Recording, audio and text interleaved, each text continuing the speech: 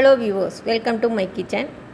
கேழ்வரகு மாவை வச்சு சத்தான ராகி பர்ஃபி எப்படி செய்யலாங்கிற மெத்தடத்தை இன்றைக்கி வீடியோவில் பார்க்க போகிறீங்க. இந்த ரெசிபிக்கு எல்லா பொருளையும் ஒரே கப்பில் மெஷர் பண்ணிக்கலாம். நான் ஒரு சின்ன குண்டால் 3/4 கப் அளவுக்கு வெல்லம் எடுத்திருக்கேன்.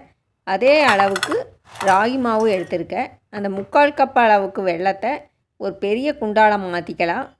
வெல்லத்தை கரைச்சி எடுத்துக்கிறதுக்காக நம்ம அந்த குண்டால் சேர்த்திருக்கிறோம். அதுக்கு 2 பங்கு அளவுக்கு தண்ணி சேர்த்துக்கலாம். இப்போ 3/4 கப் அளவுக்கு வெல்லம்னா 1.5 கப் அளவுக்கு தண்ணி நான் அளந்து ஊற்றிருக்கிறேன். அதை அடுப்பில் வச்சு வெல்லத்தை கரைச்சி மட்டும் எடுத்துக்கலாம். பாகுப்பதம் எதுவும் இதுக்கு வேண்டியதில்லை. வெல்லத்தை கரைச்சி வடிச்செடுத்து யூஸ் பண்ணிக்கலாம். ஏன்னா வெல்லத்தில் நிறைய டஸ்ட் இருக்க வாய்ப்புண்டு. இப்போ ஒரு வானொலி அடுப்பில் வச்சு 2 ஸ்பூன் அளவுக்கு நெய் சேர்த்திக்கலாம். நெய் உருகுனதுக்கப்புறம் அந்த எடுத்து வச்சுருக்கிற 3/4 கப் அளவுக்கு ராகி மாவை அதில் சேர்த்து வறுத்துக்கலாம். கூடவே 1/4 கப் அளவுக்கு வறுத்த ரவையை ஆட் பண்ணிக்கிறேன். ரெண்டையும் சேர்த்து ராகி மாவோட பச்சை வாசனை போகிற அளவுக்கு நல்லா வறுத்து எடுத்துக்கலாம். இப்போ மாவு நல்லா வறுபட்டுருச்சு. அது கூட கரைச்சி வச்சுருக்கிற வெல்லத்தை கொஞ்சம் கொஞ்சமாக ஆட் பண்ணி நல்லா மிக்ஸ் பண்ணிக்கலாம்.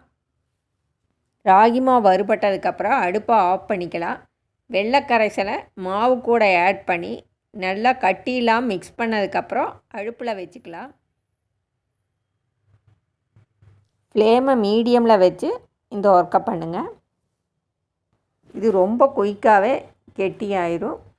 நல்லா மிக்ஸ் பண்ணி இடையிடையே கொஞ்சம் நெய் சேர்த்து கொஞ்சம் கெட்டியாக வரைக்கும் மிக்ஸ் பண்ணிகிட்டே இருக்கலாம்.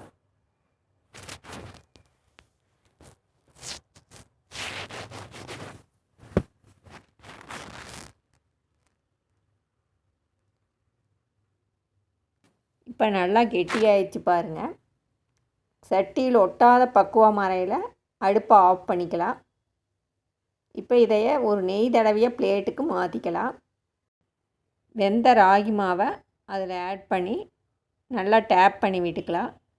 மேலே கொஞ்சம் நெய் அப்ளை பண்ணி கரண்டியில் நல்லா ஸ்மூத்தாக டேப் பண்ணி வச்சுக்குங்க.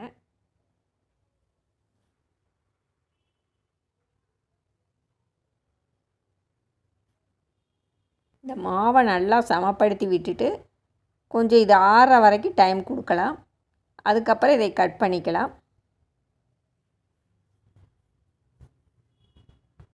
மேலே ஒரே மாதிரி இருக்கிற மாதிரி கரெக்டாக சமப்படுத்தி வச்சாச்சு. இது இப்போ கொஞ்சம் நேரம் ஆறட்டும். இப்போ ஒரு அரை மணி நேரம் கழித்து இதை கட் பண்ணி பீஸ் போட்டுக்கலாம்.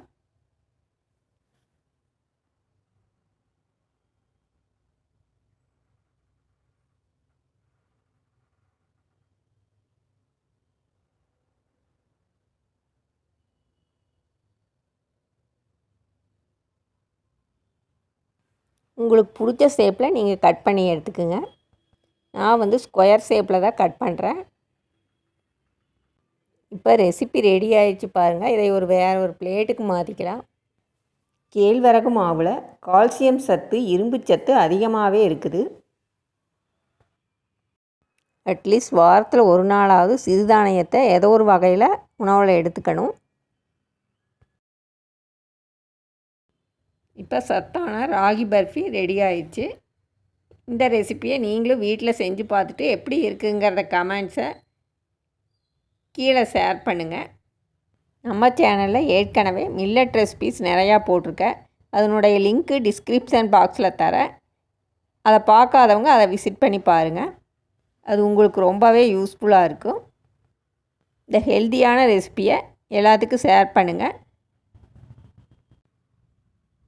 இனி அடுத்த வீடியோவில் பார்க்கலாம். தேங்க்யூ.